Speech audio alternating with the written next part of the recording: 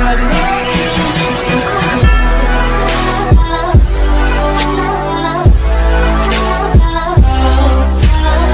mga ka-JC for today's video, simpleng tutorial for Kawasaki 125 Fury kung paano mag-tune up ng Fury. Gumamit tayo ng T-Range 8mm tapos pilitin lang po natin pa counterclockwise. Yan, kung mapapansin nyo po dito sa video na to. Bakit?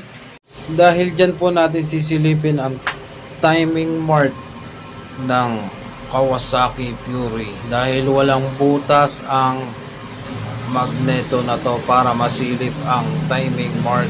Tapos tanggalin lang po ang takip ng tappet ng intake. Tapos exhaust, gamit lang po tayo ng 8mm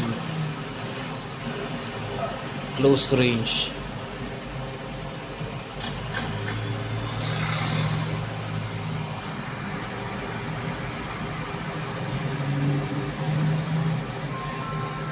Tapos napansin ko po dito na medyo maluwag na po yung kanyang timing chain. Kaya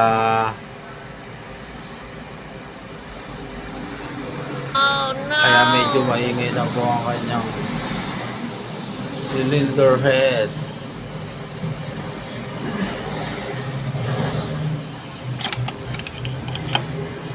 Ayan, ikot lang po natin. Gamit tayo ng 17 open range. Pinipit na kami ko dyan. Tapos yan po ang tamang timing mark nyan.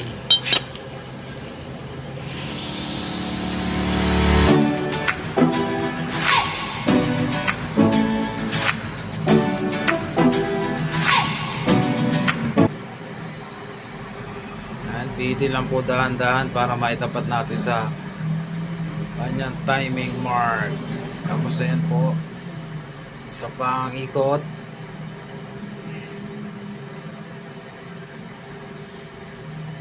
Dahan-dahan lang po para hindi sumobra. Hindi mo na kasi pwedeng ibalik yan kapag sumobra ka sa timing mark. Ayan, tututukan natin ang camera po. Yan ang tamang pag-timing ng Kawasaki Fury. Tapos check lang natin yung clearance ng tappet kung saan nagkaroon ng problema. Ayan, napansin ko dito yung exhaust tukod na tukod.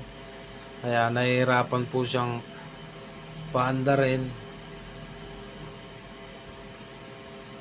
tsaka pag start. Tapos gumamit lang po ako dito ng filler gauge. Ginamitan ko po siya ng size 0.06. Tapos isuot lang po natin to sa pagitan ng tappet at ng barbula. Gamit at nagkamali pa nga ako ng size yan. Size 8 po kasi yung una na, pero size 9 talaga yung tornilyo ng tappet.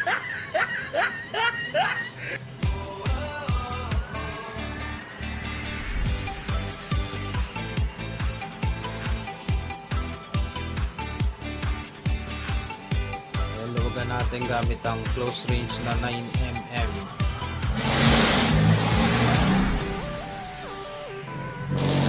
Tapos gamit tayo ng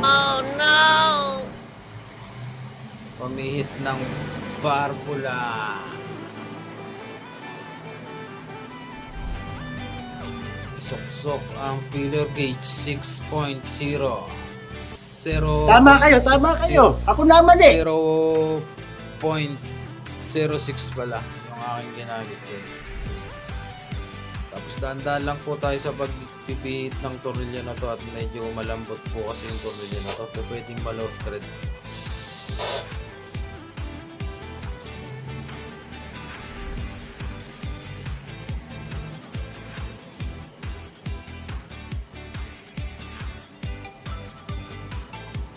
Pitan na po natin gamit ang 9mm close range. Tapos ibalik na po natin yung mga takip. Tapos check nyo lang po yung yung pagkaka-tune up nyo po kung tama na po yung clearance ng barbara.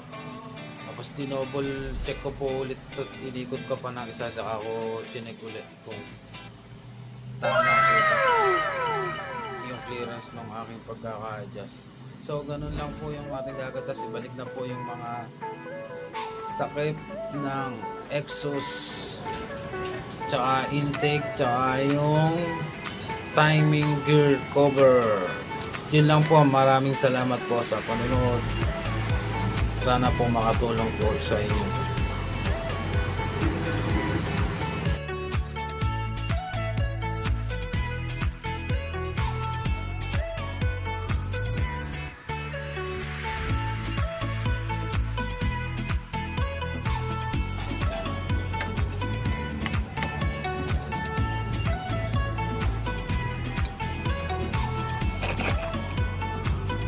So ayan nga po, no? Hanggang dito na lang po ang ating video. Maraming salamat po sa panonood.